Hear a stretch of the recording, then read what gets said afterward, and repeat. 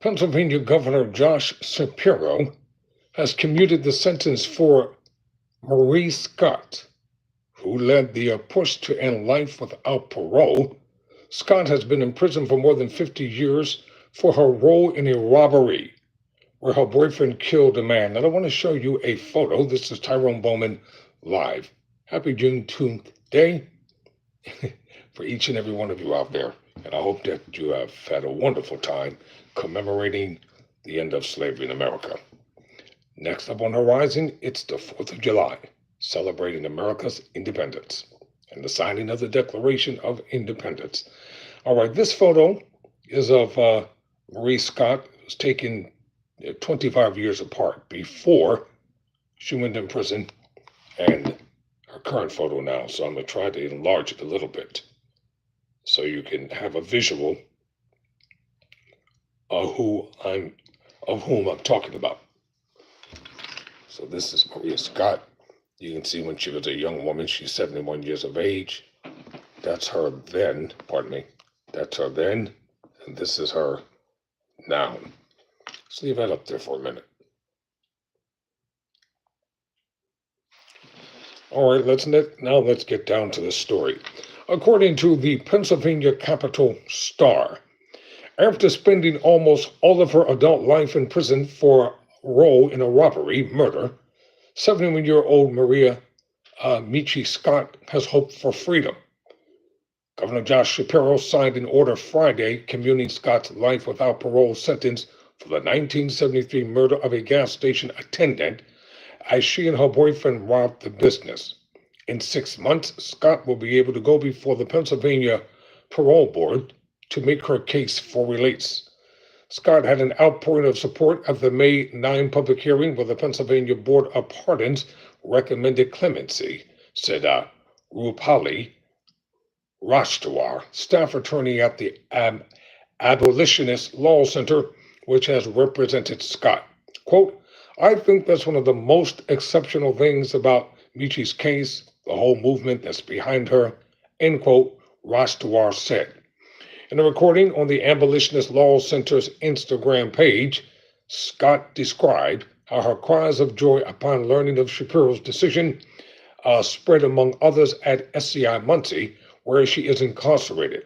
Scott said she couldn't find words to describe how she felt. Quote, there was not even an expression that I could have picked that would have brought out and made you understand and feel what I felt, end quote, she said in the recording. Pennsylvania and Louisiana are the only states that impose mandatory life sentences without parole for felony murder. Under Pennsylvania law, that's when a person commits a crime that leads to another person's death, even if they didn't directly cause or intend the killing. And the Pennsylvania Supreme Court weighs life sentences for felony murder. Scott then, who was 19, and her boyfriend, 16-year-old Leroy Saxton, plundered a Philadelphia gas station safe amid a string of robberies while high on sedative pills. Saxton shot the attendant, Michael Kerrigan. But because Scott took part in the robbery, she was also held responsible for Kerrigan's murder under the felony murder rule. Kerrigan was a Philadelphia firefighter and father of 3 who was filling in at the gas station for a friend who was sick. Saxton, who was a minor at the time he killed Kerrigan, was released in 2020 after the Supreme Court ruled mandatory life sentences for juveniles violate the U.S. Constitution. In Pennsylvania, some 1,100 people are incarcerated for felony murder. More than 2/3 of them are Black, according to the Felony Murder Reporting Project. Scott's case has been a focal point for those working to end what advocates call, quote, death by incarceration, end quote. With the moratorium on executions that began with Governor Tom Wolf and continues under the Shapiro administration, life without parole is effectively the most severe criminal penalty Pennsylvania courts can apply.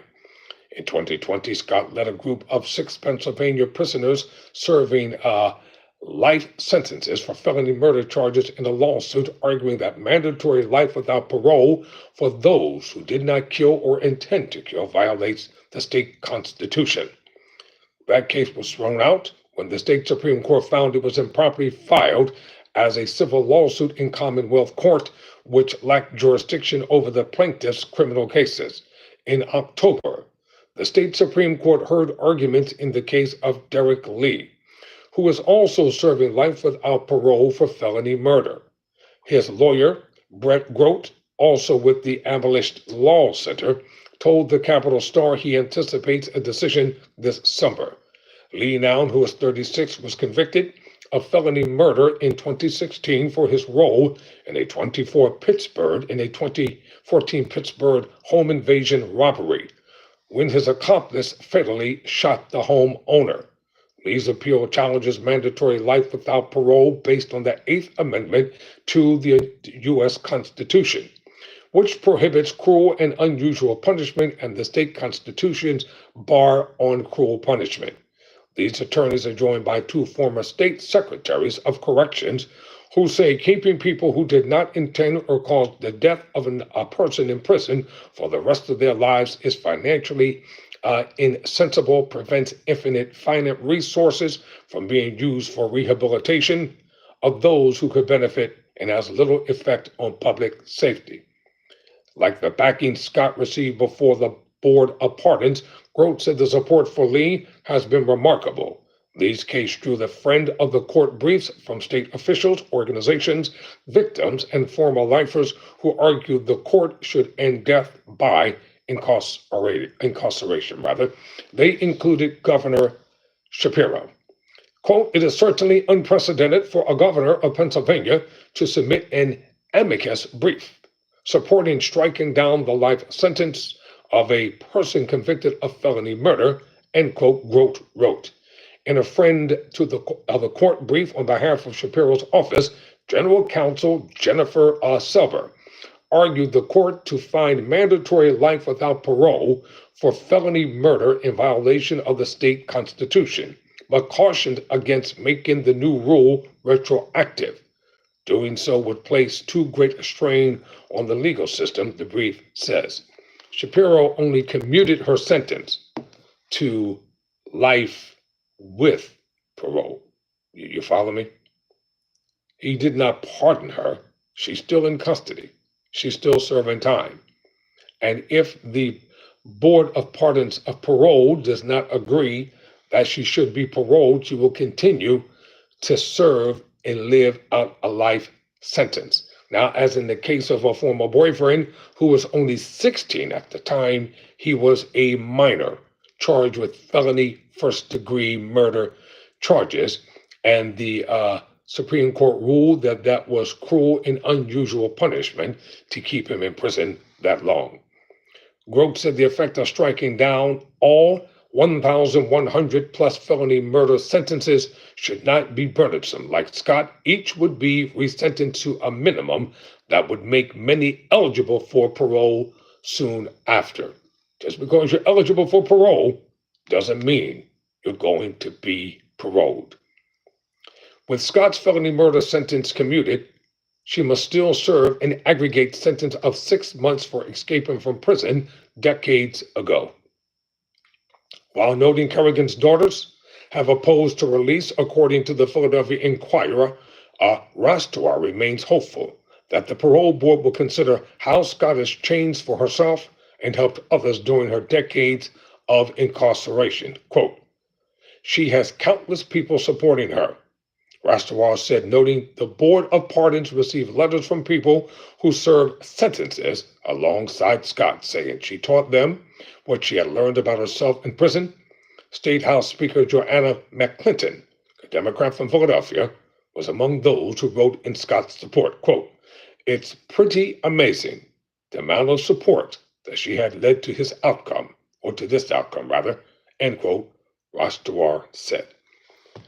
Well, a lot's going to be said at the parole board hearing. You can believe that, because not only will she be there and the organizations that's representing her, but the, may God rest the soul of the deceased, his family members are going to be there as well. Listen, someone was murdered here. You can't negate that fact. Someone was murdered, and the man didn't murder himself. He was a Philadelphia firefighter holding down a second job to take care of his family. What happened to him was wrong. It was unjust. It should have never happened. Point blank. I'm not going to make the case in justification for somebody taking a person's life. Tyrone Bowman, never surrender. Never quit. All right, let me go to the comment section as I always do. All right, Elliot Carl, what are you saying here? Will you grab the camera? Not happening. Let's see, wish box, whatever. What is a wish box? Blueberry fruit. What's up? Yeah, what's up? What's up? All right, Don Skrilla, ever. All right, y'all. Thank you for watching. See you in the next video. Never surrender. Never quit. No, I don't use no nunchucks. Peace. I'm out.